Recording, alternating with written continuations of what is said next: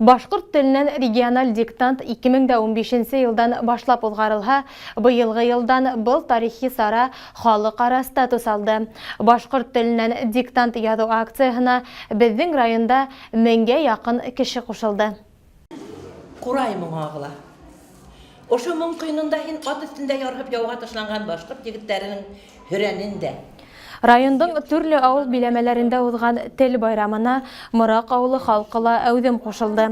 Мырак башкорт гимназиясында район хакимияте, төрле уешма вәкилләре, балалар баксалары эшчәннәре, укытучылар, укучылар, урындагы халык ике төркемгә бүленеп, халыкара диктант язуга үз өлештәрен индерделәр. Бүген бездә зур байрам, менә Күгәшне районы башкортлар корылтайы менән мәгариф етәкчелеге берлегендә менә быел инде 5нче тапкыр ошо башкорт теленнән диктант язу акциясы оештырыла. Без ел һайын бұл акцияла катнашабыз. Быел бигрәк тә зур масштабта үтә. Монда инде корылтай әгъзалары һәм бөтә мәгариф өлкәһендә эшләгәннәр һәм бөтә башка җәмәгатьчелекте ярып иттердек. Һәм бик күп язучылар килә. Менә әле 5 минуттан башланырга тора. Бұл акцияга бөтәһеләр быел теләп кушылдылар. Бұл беренчедән башкорт телен популярлаштыру һәм башкорт теленең бәсен күтәрү, бөтә матурлыгында, бөтә байлыгында ямагатьчелеккә yetkерү максатында оештырыла.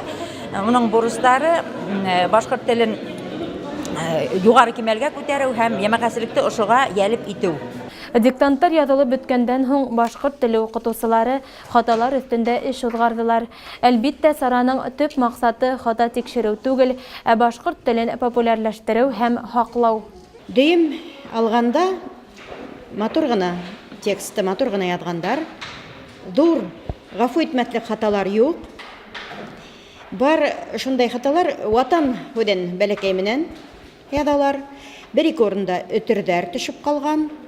Һәм рус мәктәпләрендә укучы буларак х менән х, к менән q хәрефләрен бутап язгандар. Дөйем алганда Күгәрсен район халкы башкорт телен һәйбәт белә. Диктантты ла матур язган. Кемдер сарала беренчегә катнашмай, ә тәүге тапкыр килүчеләр икенче елга ла килергә һүз куештылар.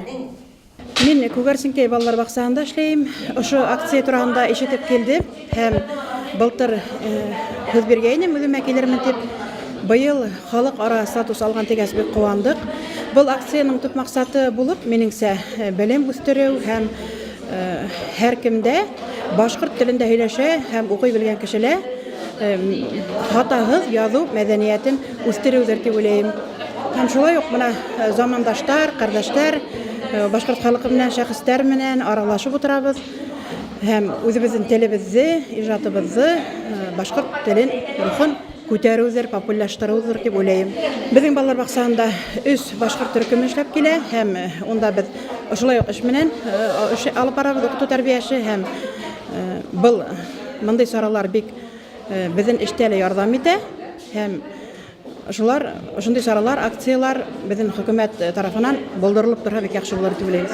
Шуныһы куанычлы, оештыручылар әйтүенчә, башкорт теленнән диктант акциясында катнашырга теләүчеләр саны елдан-ел арта бара. Бұл башкорт телен туган телдә укытуга, һөю тәрбияләү, уның бәсен күтәрүгә һәм җәмәгатьчелек араһында кызыксыну уятуга корылган дип әйтсәк тә була инде. Һәм диктантты язу кимәле быелгы елда сак кына аерыла. 2 төркемгә бүлеп язалар. Яңа өйрәнә башлагандар кимәле рус телле безнең язган кешеләргә һәм башкорт телен төпле өйрәнгәннәр. Һәр мәктәптә аерым кабинеттар билдәләнгән һәм уларның текстлары аерыла.